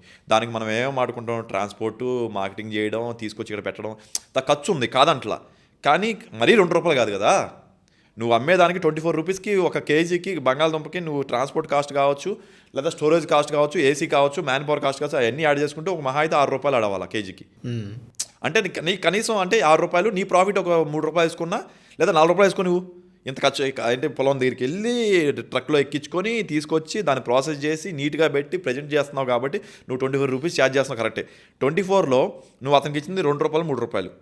24 - 3 రూపీస్ అంటే 21 రూపీస్ ఉంది. ఈ 21లో నువ్వేం చెప్తున్నావు, 6-7 రూపీస్ నాకు కాస్ట్ పడుతున్నాడు అంటే 15 రూపాయలు ప్రాఫిట్ ఉంది. ఎండ బయర్ కొనుక్కునేదానికి రైతుకి మధ్యలో 15 రూపాయలు డిఫరెన్స్ వస్తుంది. 15 రూపాయలు తేడా. 15 రూపాయలు కనీసం వాడికి 5 రూపాయలు అంటే నువ్వు 3 రూపాయలు బదులు 7 రూపాయలు ఇస్తే వాడు కొంచెం పని చేసినందుకు అంత. ఎందుకంటే వ్యవసాయం అనేది మనం ఇట్లా అనగానే వచ్చే ఇట్లా హైబ్రిడ్ ట్రై చేస్తున్నాం, కానీ హైబ్రిడ్ అయినా సరే నీ దానికి ఒక టైం ఉంటుంది అవును పెరగడానికి. ఆ ఎఫర్ట్ని రైతు పడుతున్నాడు. సో అతను గిట్టుబాటు ధర ఇవ్వడం అనేది కంటే కూడా మనం టెక్నాలజీ మాట్లాడు, ఇన్సెంటివ్ మాట్లాడు, లేకపోతే రైతు బంధుని పథకం ఆడు, 100 మాట్లాడు. సబ్సిడీస్ గురించి కూడా చెప్పారు. అదే నువ్వు ఎన్ని మాట్లాడినా సరే ఇదంతా కంటే కూడా at the end of the day నువ్వు సబ్సిడీ ఇచ్చినా తక్కువ కాస్ట్ అయ్యేటట్లు చూసినా పంట చేతికి వచ్చాక నా చేతిలో డబ్బులు రావడం అనేది హ్యాపీనెస్. అది ఏం చేయగలిగితే that is the best move. ఆ మూవ్ లేదు దీంట్లో. ఓకే. సో ఈ బడ్జెట్ 2026లో ఇండియా అనేది కొంచెం ఫాస్టెస్ట్గా మూవ్ అవుతాం, జాబ్స్ పరంగా కానీ, ఇంటర్న్షిప్స్ పరంగా కానీ, వాట్ ఎవర్ ఎకనామీ పరంగా కానీ. సో ఈ ఇన్ఫ్రా మీద ఇన్వెస్ట్ చేశారు కాబట్టి నెక్స్ట్ ఇయర్ కల్లా కొంచెం ఫాస్ట్గా మూవ్ అయ్యే ఛాన్సెస్. 1 yearలో ఏం అద్భుతాలు చూస్తాం అనుకున్నా నాకు అర్థం కాదు. డెసిషన్ తీసుకుంటాం, ఇన్ఫ్రా రోడ్ వేయాలంటే ఇంతకుముందులాగా మనం రీసెంట్గా ఆంధ్రప్రదేశ్ గవర్నమెంట్ ఏదో ఒక రోడ్డు వితిన్ 25 kilometers వితిన్ 1 dayలో చేశారని ఒక ఇన్ఫర్మేషన్ వచ్చింది, గుర్తుందా? 24 hours 25 kgs చేశారని, 25 kilometers చేశారని ఒక రికార్డు వేలో చేసినాన్ని. అది క్వాలిటీ ఎంత ఉందో తెలియదు, మళ్ళీ ఒకసారి నేను కూడా చూడాలి, రోడ్డు మీద జర్నీ చేసి చూడాలి అది నిజంగా అంత క్వాలిటీ ఉందో లేదు, ఎందుకంటే okay. That kind of impression మన దగ్గర ఉంది. సో అలాంటి కైండ్ ఆఫ్ ప్లానింగ్ చేస్తే తప్పితే దాని యొక్క బెనిఫిట్స్ మనం వెంటనే చూడలేం. జనరల్గా ఇలాంటివన్నీ డెసిషన్ తీసుకొని స్లో అండ్ స్టడీగా వెళ్ళేది 1 yearలో కొంత అవుతుంది, కానీ మరి నేను అనుకోవడం వండర్స్ మనం ఏదో మాట్లాడుతున్నాం చూసావా, మీ ప్రేక్షకుల కోసమనో లేకపోతే ఏదో మాడాలని చెప్పి వండర్స్ గురించి మాడడం అయితే తప్పు. ఓకే సార్, ఇప్పుడు నార్మల్గా ఇప్పుడు కిరాణా స్టోర్స్ కానీ స్మాల్ స్కేల్ బిజినెస్ కానీ ఇలా చేస్తారు కదా, సో వాళ్ళు ఆన్లైన్ ట్రాన్సాక్షన్స్ అనేది ఇప్పుడు 5 రూపీస్ అయినా కానీ అందులో చూస్తున్నాను. సో అలాంటి సిచ్యువేషన్స్లో వాళ్ళు ట్యాక్స్ అనేది పే చేయాలంటే కొంచెం అటు ఇటు అవాయిడ్ చేసిన సిచ్యువేషన్స్ మనం చూస్తాం. సో వాళ్ళకి మీరు ఇచ్చే సలహా ఏంటి? సలహా ఏం లేదండి, మీరు సంవత్సరానికి 20 లక్షలు, ఆంధ్రప్రదేశ్లో అయితే ట్రేడర్స్కి అయితే 40 లక్షల దాకా ఉంది. ఓకే, టర్న్ ఓవర్ లోపు ఉంటే మీకు నోటీస్ రాదు, ఏవి రాదు జీఎస్టీ పరంగా. బట్ ఇన్కమ్ ట్యాక్స్ పరంగా మీకు నోటీస్ రావచ్చు, ఎందుకంటే మీ టర్న్ ఓవర్ 40 లక్షలు దాటింది కదా. ఎందుకంటే మీ బ్యాంక్ ట్రాన్సాక్షన్స్ అన్ని ₹2 కావచ్చు, ఓ టీ తాగితే ₹10 స్కాన్ చేసి అన్ని 10 ఒక స్టేట్మెంట్ ఒక 1000 పేజీలు ఉండొచ్చు మీకు. 40 లక్షలే టర్న్ ఓవర్, కానీ 1000 పేజీలు బ్యాంక్ స్టేట్మెంట్ రావచ్చు, కానీ మీకు నోటీస్ వచ్చే అవకాశం ఉంది. కాబట్టి ఆల్వేస్ 40 లక్షలు ఉందా లేదా చూసుకోండి. 40 లక్షలు దాటితే మీటే సీఏ. ఇనీషియల్గా మీకు అవేర్నెస్ వచ్చేదాకా ఎక్స్పర్ట్ దగ్గరికి వెళ్ళండి. ఎలా అయితే మనకు ఒంట్లో బాగోకపోతే మనం వెళ్ళి మెడికల్ షాప్కి వెళ్ళి ఒక్కోసారి మనకు తెలుసు కాబట్టి టాబ్లెట్ తీసుకుంటాం, తెలియకపోతే ఏం చేస్తాం, ఫస్ట్ టైము దాడి దగ్గరికి వెళ్తాంగా, అట్లాగే సీఏ దగ్గరికి వెళ్ళండి. ఫస్ట్ టైం అయినా నాలెడ్జ్ తెచ్చుకోండి, తర్వాత నుంచి మీకు మీరు ఓన్గా ట్రై చేయండి. ఈ మధ్య ఆటోమేషన్ వచ్చేసింది, చాట్ జీపీటీ కానీ you don't need a CA also. But first time మాత్రం don't go for ChatGPT or Grok or automation tools, Google కొట్టద్దు. ఫస్ట్ టైం మాత్రం go to a CA, first time 1 time 2 time, ఎందుకంటే మీకు సెటరేట్ చేస్తారు experts. ఇప్పుడు మాకు అదే పని కదా, మాకేముంది పొద్దున్న సాయంత్రం దాకా మాకు పని అదే కాబట్టి మేము 1 time 2nd time సెటరేట్ చేసాక 3rd నుంచి మీ ఓన్గా ఫైల్ చేసుకోండి.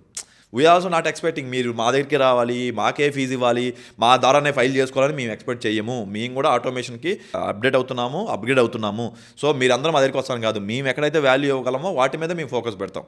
కాబట్టి చిన్న వాళ్ళందరూ ఏం చేస్తారంటే, మీ టర్న్ ఓవర్ తెలంగాణ గవర్నమెంట్లో అయితే 20 lakhs దాటితే జీఎస్టీ వచ్చేస్తుంది. సో రిటైల్ ట్రేడ్లో జీఎస్టీ వచ్చిందా చూసుకోండి. 20 లక్షలు దాటితే మీకు నోటీస్ వస్తుంది కమింగ్ డేస్లో, ఎందుకంటే ఆటోమేషన్ అయిపోయింది, మీ బ్యాంక్ డీటెయిల్స్ అన్నీ వచ్చేసినాయి. మరి మీకు 20 లక్షలు అయిందా లేదా, నా బ్యాంక్ స్టేట్మెంట్ వాళ్ళకి ఎలా వెళ్తుందని అడగొచ్చు కాక జీఎస్టీ వాళ్ళకి.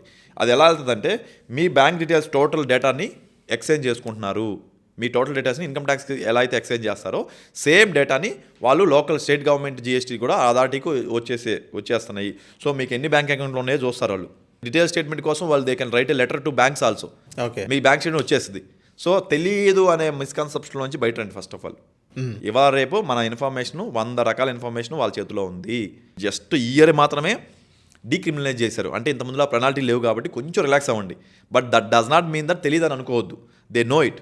సో మీకు మీ అకౌంట్లో 20 లక్షల టర్న్ ఓవర్లు దాటి ఇన్కమ్లు, ఫ్రెండ్ దగ్గర అప్పు తీసుకునేది వేరు, మీరు ఓపెన్ చేసుకోండి, బ్యాంక్ స్టేట్మెంట్ ఓపెన్ చేసుకోండి, నా క్రెడిట్స్ ఎక్కడి నుంచో చూడండి, ఈ క్రెడిట్స్లో అన్ని ఇన్కమ్ రిలేటెడ్, నాకు 20 లక్షలు దాటిందా లేదు చూసుకోండి. బిజినెస్ ఇన్కమ్ వస్తే వెంటనే నియర్ బై సీఏ వెళ్ళండి, లేదు మీకు ఆల్రెడీ తెలిసి ఉంటే రిటర్న్ తగ్గట్టు ఫైల్ చేసుకోండి. అంటే కొంతమంది సీఏ దగ్గర ఎందుకు వెళ్ళండి అబ్బా. సీఏ అంటే ఎక్స్పర్టైజ్ అబ్బా. మేము డాక్టర్ దగ్గరికి ఎవరు చాలామంది ఉన్నారు, ఆర్ఎంపీ డాక్టర్లు అంటాం పల్లెటూరులో, నార్మల్ ఎంబీబీఎస్ డాక్టర్లు అంటాం. మనం ఎందుకని ఎంబీబీఎస్కి వెళ్తాం అంటే, ప్రాణం అంటే ప్రీతి. అవును, ప్రాణం అంటే ప్రీతి, ప్రాణం అమ్మో నాకు ఒంట్లో బాధని మంచి డాక్టర్ దగ్గర చూపించుకోవాలంట. అలాగే మంచి డాక్టర్ దగ్గరికి వెళ్ళాలి కాబట్టి వెళ్ళండి, రోడ్ సైడ్ కాబట్టి వెళ్ళండి. రేపొద్దు నేను ఏమైందంటే, I want tell one important issue. అంటే సీఎల్లో కూడా కొంతమంది దరిద్రులు చేసిన ఇష్యూ ఉంది. ఏంట్రా అంటే, రిఫండ్ ఇప్పిస్తామని చెప్పి అప్పట్లో 10% తీసుకుంటారు. ఎస్, అవును. మీ ట్యాక్స్ టీడీఎస్ 2 లక్షలు ఖర్చు అయిందా, ఓకే మీకు 1,00,000 రిఫండ్ ఇప్పిస్తా అని చెప్పి 15,000 ట్యాక్స్ 15,000 20,000 లేదా 30,000 అలా ఫీజు తీసేసుకొని ఈ రోడ్ సైడ్ మీరు అన్నారు చూసారా, సీఎల్ఏ ఎందుకు బయట అని. సీఎల్లో 99% ఇలాంటి చేయరండి, ఎందుకంటే దే నో ఇట్. మనం రిఫండ్ ఇచ్చినంత మాత్రం రేపు ఉండదు. ప్లస్ మా ఆఫీస్లో ప్రాపర్ ఉంటాయి కాబట్టి మేము అలాంటి తప్పులు చేయం. అలా తప్పులు చేస్తే వాళ్ళు వచ్చి మళ్ళీ మీ చిల్లర ఆలోచనలు చేస్తే మాకు చిల్లర ఇష్యూసే ఫేస్ చేస్తాం. So we want to be fact, ఇది మ్యాటరు, మీకు కావాలంటే ఇది మ్యాటర్ అని మేము ట్యాక్స్ ప్లానింగ్ చెప్పగలం, కానీ ట్యాక్స్ అవాయిడ్ చేయి, తప్పుడు ఫైల్ చేయి, తప్పుడు క్లెయిమ్ చేయమని చెప్పం మేము. నా ఈ 10 years ఆఫ్ ప్రాక్టీస్లో నేను ఒక్క రిటర్న్ కూడా అలా ఫైల్ చేయలేదు. నేను I'm proudly SIT to say. అయితే మార్కెట్లో ఏమైంది, లాస్ట్ 4-5 yearsలో మీరు న్యూస్లో చూస్తూ ఉంటారు, రాంగులు క్లెయిమ్ చేసిన వాళ్ళందరికీ నోటీసులు వచ్చినాయి, ప్లీజ్ బీ అవేర్. చాలా కంపెనీల్లో సింగరేణిలో ఇలా క్లెయిమ్ చేశారు, లేదా వైజాగ్లో షిప్ యార్డ్లో ఇంతమంది ఇలా క్లెయిమ్ చేశారని మీకు అప్పట్లో న్యూస్ చూసేవాళ్ళం, గుర్తుందా? అలా చేసిన వాళ్ళందరికీ నేను చెప్తున్నాను, మీకు పప్పులు ఉడకవో, అయిపోయింది, ఆ సైమే అయిపోయింది, అన్నెసరీ రిఫండ్ క్లెయిమ్ చేయకండి. అలాంటి చిన్న సీఏల దగ్గరికి వెళ్ళిపోతే వాడు రేపొద్దున నాకు సంబంధం లేదంటాడు. సీఏ కూడా కాదు, normal tax filing non CS వాళ్ళ దగ్గరికి వెళ్ళిన వాడు ఈ రోజు నీకు ఎమ్మన్నే బ్యాంక్ అకౌంట్లో క్రెడిట్ అవ్వడానికి, అది కూడా లాస్ట్ ఇయర్ ఏం చేశారు తెలుసా, ఎప్పుడో జూలైలో ఫైల్ చేస్తే మన డిసెంబర్ దాకా వాళ్ళు ప్రాసెస్ కూడా చేయలేదు. మీకు ఐడియా ఉందో లేదో? ఓకే, ఇప్పుడు మీ రిటర్న్ ఫైల్ చేశాక వెంటనే వాళ్ళు రివ్యూ చేసి నీకు రిఫండ్ కావాలంటే రిఫండ్ ప్రాసెస్ చేస్తే మీ బ్యాంక్ అకౌంట్ రిఫండ్ వచ్చేది ఒకప్పుడు. ఇప్పుడు అలా లేదు. జూలై 2025లో ఫైల్ చేసినోడికి డిసెంబర్ దాకా ప్రాసెస్ చేయాల. ఎందుకు? వాళ్ళు ఏం చేశారు, ప్రతి ఒక్క రిటర్న్ ఓపెన్ చేసి వీడి శాలరీ ప్రకారం వీడి ఎంప్లాయర్ ఇలా డిక్లేర్ చేశాడు, వీడేమో ఎక్స్ట్రా డిక్లేర్ చేశాడు, ముందు నోటీస్ పంపించాడు. ఓకే, ఈసారి అలా చేశారు. సో అలా అవేర్నెస్ క్రియేట్ అయ్యేలాగా లాస్ట్ ఇయర్ మాత్రం గట్టిగా చేశారు. సో నెక్స్ట్ నుంచి కూడా అలా కక్కుతు పడకండి. 1 టైమ్ 2 టైమ్స్ ఏ దగ్గర సజెషన్ తీసుకోండి. ఇప్పుడు నేను ఎలా అయితే ఎక్స్పర్టైజ్గా చెప్తున్నాను, ఇప్పుడు నేను చెప్తుంది మీకు కాన్ఫిడెంట్ అనిపిస్తుందా, ఇప్పుడు నేను చెప్పేది క్వాలిటీ అనిపిస్తుందా, ఇప్పుడు నేను చెప్పేది నిజంగా అవును నేను చెప్పేది నిజమే అనిపిస్తుందా, అట్లా సీఎల్ కూడా అందరూ అలాగే ఉంటారు క్వాలిటీగా. సో ఒకసారి అప్రోచ్ అవ్వండి, 1-2 సార్లు వాళ్ళతో ఫైల్ చేసుకుంటే నెక్స్ట్ టైం నుంచి మీరే ఫైల్ చేసుకోండి. మేమేం మీ దగ్గర ఇందా కూడా చెప్పాను కదా, మీ దగ్గర ఫైల్ చేసి మీ దగ్గర ఒక 5,000 దొబ్బేద్దామని మేము అసలు మాకు ఉండదురా బాబు. మేమేంటంటే ఉన్న దాంట్లో గవర్నమెంట్ ఆఫ్ ఇండియాకి సపోర్ట్ చేస్తూ రూల్ ప్రకారం ఏంటంటే చెప్పడానికి చేస్తాం. అంటే కొంతమంది రిఫండ్ రావడానికి సీఎస్ అంటే రిఫండ్స్ వస్తాయి సార్ ఎంతో కొంత. ఇప్పుడు ఏదైతే మనం ఇన్సూరెన్స్ అలా పే చేస్తున్నాం కానీ ఎంతో కొంత మేము చూపించుకొని ఎంతో కొంత ట్యాక్స్ తగ్గించే విధంగా కానీ ఏదైనా చేస్తారంటారా సీఎస్? ప్లానింగ్ చేస్తామండి. ట్యాక్స్ తగ్గించడం అంటే ప్లానింగ్. ఎలాంటి సేవింగ్స్ చేస్తే బాగుంటుంది. ఇప్పుడు మీరున్నారు, ఈ రోజు డేట్లో మీకు ఈ సోషల్ పోస్ట్ నుంచి కొంచెం శాలరీ వస్తుంది, నేను కొంచెం ట్యాక్స్ ఎక్కువ కొడుతున్నా అంటే నేను ఏం చేయాలని అంటాను. నేనేం చేస్తాను అంటే మీ బెనిఫిట్ చూస్తాను. ఓకే, టేక్ హెల్త్ ఇన్సూరెన్స్ అంట. ఓకే, హెల్త్ ఇన్సూరెన్స్లో you can claim up to 50,000. Old tax కొత్త దాంట్లో లేదనుకోండి, ఓల్డ్ దాంట్లో ఓకే 50,000 నువ్వు 50,000 కడితే నీకు ఆల్మోస్ట్ 15,000 ట్యాక్స్ సేవ్ అవుతుంది. 15,000 ఓకే, 50,000 ట్యాక్స్ సేవ్ అంటే ఇఫ్ యూఆర్ 30% స్లాబ్లో ఉంటే. సో 50,000 నువ్వు దాన్ని కట్టడం వల్ల ఒకటి నువ్వు కడుతున్నావు, గవర్నమెంట్కి 50,000 ట్యాక్స్ కట్టే కంటే కూడా నువ్వు ఒక 15,000 తగ్గిస్తున్నావు, అంటే 35,000 నెట్ కడుతున్నావు, కానీ ఒక 10,000 తగ్గుతుంది. బట్ దానివల్ల నువ్వేం చేస్తున్నావు, నీ ఇన్సూరెన్స్ క్రియేట్ చేసుకుంటున్నావు. అంటే రేపు నీకు ఏమైనా అయినా కానీ మీ ఇంట్లో వాళ్ళకి భరోసా, ప్లస్ ట్యాక్స్ ఒక 15,000 నువ్వు రిలాక్స్ అవ్వచ్చు. రేపు ఏం కావాలన్నా కవరేజ్ అంతా కూడా ఇన్సూరెన్స్ ప్రీమియం తీసుకుంటుంది. అట్లా లేదంటే పబ్లిక్ ప్రావిడెంట్ ఫండ్ అంటారు, నీ కంపెనీ నుంచి పీఎఫ్ కట్ అవుతుంది. బట్ ఇది కాకుండా నువ్వు కొంచెం ఎక్స్ట్రా ఇవ్వు, నీకు డిడక్షన్ అవకాశం ఉందని చెప్పాను అనుకో, ఓకే ఇంకా ఎక్స్ట్రా కంపెయిన్ చేస్తాం. ఓకే, అట్లా. అలాగే ఇప్పుడు సపోజు నువ్వు ఇంకా ట్యాక్స్ మేమేం చెప్తాము, సపోజు నువ్వు మీ పేరెంట్స్ ఒకే ఇంట్లో ఉంటున్నారు, నువ్వు ఎర్నింగ్, మీ పేరెంట్స్ ఎర్నింగ్ కాదు. ఓకే, మేమేం చెప్తాము, సరే బాయ్ నువ్వు మీ హౌస్ ఏమో మీ నాన్నగారి పేరు మీద ఉంది, మీ నాన్నగారు ఇప్పుడు ఏం చేయడానికి రిటైర్ అయిపోయారు, ఆయనకి ఏమో నువ్వు ఇంట్లో ఉంటున్నావు. మన ఫారెన్ లాగా అమెరికా లాగా మనం ఏమి నువ్వు వేరు నేను వేరు అనేది ఉండదు కాబట్టి మనం ఒకటే ఇంట్లో ఉంటాం, డబ్బులు కట్టాం. అవును. బట్ మేము చార్ట్ అకౌంట్స్ ఏం చెప్తాం, వాళ్ళు పెద్దోళ్ళు, వాళ్ళు నీ ఇంట్లో ఉంటున్నారు, నువ్వు కొడుకువే, కానీ యువర్ ఎర్నింగ్ సమ్ మనీ, వాళ్ళకి కొంత మనీ ఇవ్వచ్చు కదా. అలా అని దాని అనేది కమర్షియల్గా చూడమంటలా. ఒక నెలకు 15,000 20,000 రెంట్ కింద పే చేయ వాళ్ళకి, రెంట్ కింద. అండ్ మీ నాన్నగారు కూడా పాన్ కార్డు ఉంటుంది కాబట్టి పాన్ కార్డు తీసుకొచ్చి మీ కంపెనీకి ఇచ్చామనుకో, సార్ నెలకు 20,000 నేను ఇతనికి పే చేస్తున్నాను అంటే, ఎలాగో మనకు చెప్పా కదా 5 lakhs 12 lakhs వరకు ట్యాక్స్ లేదు. సో మీ నాన్నగారు కూడా 2,40,000 ఇన్కమ్ ట్యాక్స్ రిటర్న్ ఫైల్ చేస్తారు, ట్యాక్స్ ఏమి ఉండదు, నీకు 2,40,000 డిడక్షన్ వస్తుంది ఇక్కడ కంపెనీలో. మీకు అర్థం అవుతుందా? That's a tax planning. అది తప్పేం లేదు. నేనేం ఐఎమ్ నాట్ అవాయిడింగ్ ఎనీథింగ్. నేను యాజ్ అ సీఏగా అఫీషియల్గా నేను కెమెరాలో చెప్తున్నాను, this is what tax planning. ఇక్కడ ఏం ఎవిడెన్స్ లేదు. కానీ దీన్ని కమర్షియల్ వేలో చూడొచ్చా అడగొచ్చుగా కొంతమంది. దీనికి ఇలా కమర్షియల్గా చూడొచ్చా అంటే అది మీకు మీ ఫాదర్ మధ్య ఉండేది. ఇప్పుడు కొన్నిసార్లు ఉంటుంది, అదే మీ ఫాదర్ గారు ఎప్పుడో మీ నాన్నగారు కొన్నారు ప్రాపర్టీ, ఆయన ఇక్కడ ఉన్న రూల్లో ఉన్నారు, ఆ ప్రాపర్టీలో నువ్వు ఉంటున్నావు, ఇక్కడ రెంట్ పే చేయొచ్చు, అలా కూడా చేయొచ్చు. బట్ నేను అనేది ఈ ట్యాక్స్ ప్లానింగ్ అవుతుంది, ఇది ట్యాక్స్ ఎవిడెన్స్ అవ్వదు. ఎందుకంటే లీగల్గా నువ్వు మీ పేరెంట్స్ కడుతున్నావు. ఒక్కోసారి వైఫ్ కూడా పే చేస్తూ ఉంటారు, తప్పేముంది. అవును, వైఫ్కి నేను ఇద్దరం కలిసి ఉన్నా కానీ తనకు ఈఎంఐ ఉంది కాబట్టి నేను తనకు కొంత రెంట్ కింద పే చేస్తున్నాను. ఇప్పుడు వైఫ్ పేరు మీద ఫ్లాట్ కొన్నారు మీరు, తనకి ఈఎంఐ నెలకు ఒక 60,000 వస్తుంది, మీరు ఒక 30,000 రెంట్ కట్టండి. తనకి పంపిస్తున్నప్పుడు 30,000 మీరు షేర్, యాక్చువల్గా అయితే మీ ఇద్దరు షేర్ చేసుకుంటున్నారు, but you pay 30,000 as a rent payment and take pan number of your wife and give to your company, which is a tax planning. Sir ఇప్పుడు నార్మల్గా మనం కూడా ఇన్స్టా రీల్స్లో అవి మనం పాపో చేస్తాం. ఏదైతే మన దగ్గర ఒక బయట పెద్ద పెద్ద ఫ్రేమ్స్ కానీ 1,02 పెట్టి 2 కోట్లు పెట్టి తీసుకుంటారు. సో తీసుకుని ఒక మ్యూజియంకి డొనేట్ చేస్తే ఏదైనా ట్యాక్స్ బెనిఫిట్స్ కోసం ఇది బిగ్ ప్లేయర్స్ ఒక ప్లాన్ అని అంటారు. ఇది ఎంతవరకు వాస్తవం అని అంటారు? సిఎస్ఆర్ అని కార్పొరేట్ సోషల్ రెస్పాన్సిబిలిటీ అని ఒకటి ఉంది. దాంట్లో ఏంటంటే నువ్వు సంపాదించే ప్రాఫిట్లో 2% ప్రపంచానికి ఏదైనా అంటే సొసైటీకి ఏదైనా చెయ్యని ఒక రూల్ ఉంది, అందుకు చేస్తూ ఉంటారు. అది ఓకే, అది రియాలిటీలో వర్క్ అవుతుందా సార్? వర్క్ అవుతుంది. ఎలా ప్లాన్ ఎలా చేయాలంటే? ప్లాన్ అనేం కాదండి, అదేంటంటే ప్రతి company use having profit, net profit ఒక 3 yearsకి యావరేజ్కి ఇంత దాటితే 2% ఆఫ్ ప్రాఫిట్ని స్పెండ్ చేయాలి. Suppose your profit is 5 crores, 2% of 5 crores is 10 lakhs. So ఆ ఇయర్ నువ్వు 10 lakhs అన్న స్పెండ్ చేయాలి ఏదో ఒక వర్క్, సోషల్ రెస్పాన్సిబిలిటీ ఉండే ఏదైనా వర్క్కి. ఒక స్కూల్లో బెంచ్లు ఏర్పాటు చేయడం, లేకపోతే పార్కులను శుభ్రం చేయడం, రోడ్లు శుభ్రం చేయడం, చిన్న ఏదైతే కొన్ని సోషల్ వర్క్ ఉంటుందో ఆ వర్క్ చేయడం. ఓకే, సో ఇండైరెక్ట్గా గవర్నమెంట్ ఏం చేస్తుందంటే మీరు అందరూ సంపాదించేది పబ్లిక్ నుంచే కాబట్టి పబ్లికే ఎంతో కొంత ఒక 2% కట్ చేయాయా అనే ఒక రూల్ తీసుకొచ్చింది. Okay, okay. సో దట్ ఒక సొసైటీ డెవలప్మెంట్కి వీళ్ళు ఎంతో కొంత పాటిస్తుంది. మరీ ఎక్కువగా 5 కోట్ల ప్రాఫిట్లో 10 లక్షలు అంటే నథింగే కదా అనే ఉద్దేశంతో ఎంకరేజ్ చేసిన స్కీమ్ అది. It's works actually, it's a good moment. So thank you sir మా సోషల్ పోస్ట్ వచ్చినందుకు. యా.